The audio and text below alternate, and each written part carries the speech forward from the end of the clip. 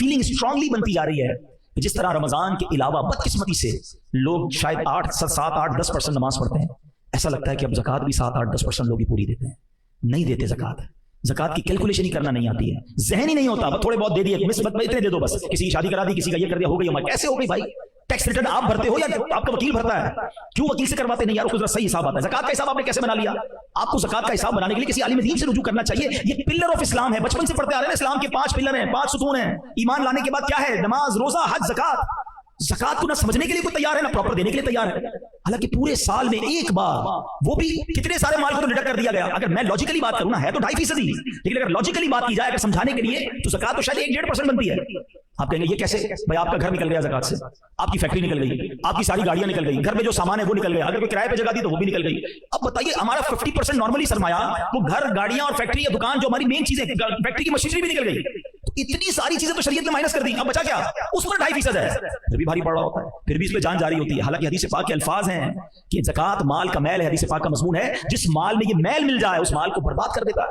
और आगे अजाब अलग है, इधर तो बर्बादी है, उधर अजाब अलग खड़ा है। हालांकि देने वालों से क्या फरमाया, सुभान अल्लाह, कि अपनी ज़कात देकर अपने मालों को मजबूत कलओं में कैद कर लो, सिक्योर हो जाता है आपका माल अल्लाह की रहमत से। और एक कितनी खूबसूरत हदीस है कि अल्लाह के हबीब फरमाते हैं कि रब फरमाता है, हदीस कुदसी है कि ए इब्ने आदम, हदीस पाक का मज़मून है, अपना माल मेरे पास जमा करवा दे। अल्लाह कह रहा है, ए मेरे बंदे, अपना माल मेरे पास जमा करवा दे, ना जलेगा, ना डूबेगा, ना कम होगा, मैं तुझे उस दिन लौटाऊंगा। न जलेगा, ना डूबेगा, ना चोरी होगा, यानी कम नहीं होना, और मैं तुझे उस दिन लौटाऊंगा जिस दिन तुझे एक एक नेकी की जरूरत होगी। अल्लाह अकबर। वो दिन कौन सा होगा?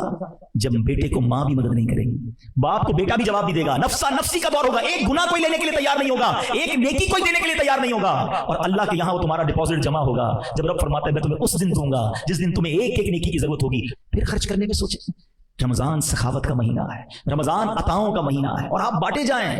अगर ज़कात दे भी दी ना और नेकी का कोई और काम आ गया और दे दें। और ये भी हदीस पाक के अल्फाज हैं कि गिन गिन कर खर्च ना करो, वरना वो रब्बे करीम भी तुम्हें गिन गिन कर अता फरमाएगा। नेकी का काम आ गया है, ज़कात दे चुके, अरे लोग कहते हैं बस हो गई भाई ज़कात, अगले साल आना। अरे अल्लाह तुम्हें दिए जा रहा है, उधर से तो ब्रेक नहीं लगा जो अल्लाह की तरफ से अता हो रही है, तुम भी दिए जाओ, अल्लाह और अता फरमाएगा।